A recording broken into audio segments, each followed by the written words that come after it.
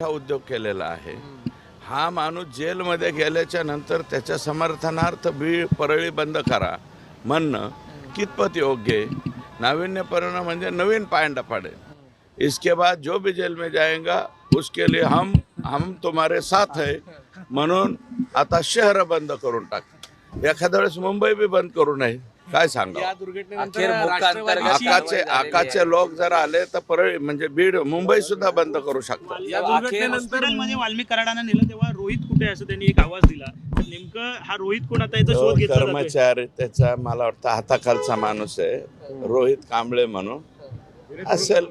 रोहित कुठे काही मदतीला वगैरे लागत असेल पोलीसच्या गाडीत बसून नेला ना मग तो तिथून। कराड कुटुंबियांनी असं म्हटलं की सुरेश धस हे या प्रकरणात हा जो हत्या प्रकरण घडलं त्याच्या 2 दिवस आधी वाल्मिक कराड यांना येऊन भेटले होते असं दावा त्यांच्या कुटुंबाने केला। वाल्मिक कराडांना मी नाही भेटलो असं दावा कुटुंबाने केला। कुटुंबाने